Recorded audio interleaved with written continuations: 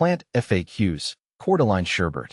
When I first came across the Cordyline Sherbert plant, I was immediately drawn to its vibrant, tropical look.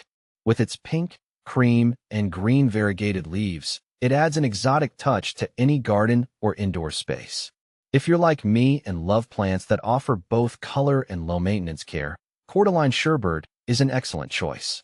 See more 25 species in genus Cordyline at monsteraholic.com. What is Cordyline Sherbert? Cordyline Sherbert, also referred to as Cordyline fruticosa sherbert or Cordyline sherbert tea plant, is a tropical evergreen shrub. Known for its stunning multicolored foliage, it is a member of the Asparaceae family.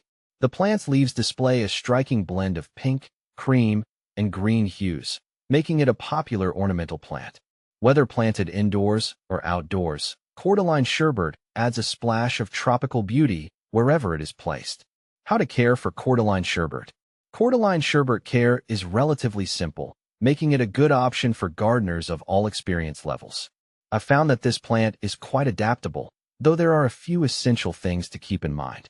Light requirements. Cordyline Sherbert thrives in bright, indirect light.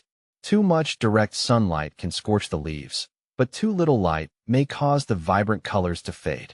If you're growing it indoors, placing it near a bright window that gets filtered light is ideal. Watering. When it comes to watering Cordyline Sherbert, consistency is key. The plant prefers moist soil but doesn't like sitting in water. I water mine when the top inch of soil feels dry, and I always make sure the pot has good drainage. Overwatering can lead to root rot, so it's essential to avoid letting the plant sit in water. Humidity. Like many tropical plants, Cordyline Sherbert enjoys higher humidity levels. If you're growing it indoors, especially in a drier environment, misting the leaves occasionally or placing a humidifier nearby can help. Outdoors, it will do well in more humid climates. Temperature. Cordyline Sherbert prefers warm temperatures and should be protected from cold drafts or frost. If you're in a region where temperatures drop significantly in the winter, consider bringing the plant indoors or using a frost cloth to protect it. Fertilizing. During the growing season, I fertilize my Cordyline Sherbert every 4 to 6 weeks with a balanced, water-soluble fertilizer. This helps promote healthy growth and vibrant foliage. I stop fertilizing in the winter when the plant's growth slows down. How to propagate Cordyline Sherbert? Propagating Cordyline Sherbert is relatively easy, and there are a few methods to choose from. I've had success with both stem cuttings and division. Stem cuttings. To propagate from stem cuttings, simply cut a healthy stem with a few leaves attached. Remove the lower leaves and place the cutting in water or moist soil. If you're using water, be sure to change it every few days to prevent rot. Once roots develop, you can transplant the cutting into a pot with well-draining soil. Division. Another way to propagate Cordyline Sherbert is by dividing the plant at the root level. This is best done during repotting. Carefully remove the plant from its pot and separate the root ball into 2 or more sections. Replant each section in its own pot and care for them as you would a mature Cordyline Sherbert plant. What to plant with Cordyline Sherbert? Cordyline Sherbert pairs beautifully with other tropical plants. I like to plant mine alongside ferns, palms, or other Cordyline varieties for a lush, tropical feel. In the garden, they also work well with plants like crotons, hibiscus, or bird of paradise, which share similar care requirements.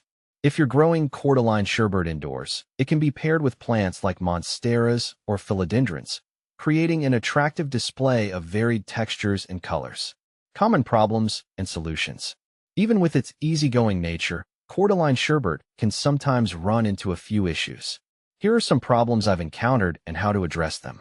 Yellowing leaves. If your Sherbert Cordyline's leaves start yellowing, it could be a sign of overwatering. Check the soil moisture and adjust your watering schedule as needed. Yellow leaves can also indicate a lack of nutrients, so consider fertilizing if you haven't done so in a while. Brown leaf tips. Brown tips on the leaves can be a sign of low humidity or inconsistent watering. Increase the humidity around the plant by misting or using a humidifier, and make sure you're watering it consistently.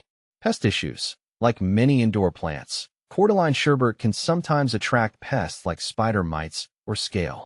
I recommend regularly checking the leaves for any signs of pests and treating the plant with insecticidal soap or neem oil if necessary. Conclusion. Cordyline Sherbert is an excellent choice if you're looking for a vibrant, tropical plant that's relatively easy to care for. With its stunning foliage and low-maintenance nature, it's sure to be a standout in any collection. Whether you're growing it indoors or outdoors, Cordyline Sherbert brings a touch of the tropics to your home or garden. By following these care tips and addressing any issues promptly, you can enjoy the beauty of this plant for years to come.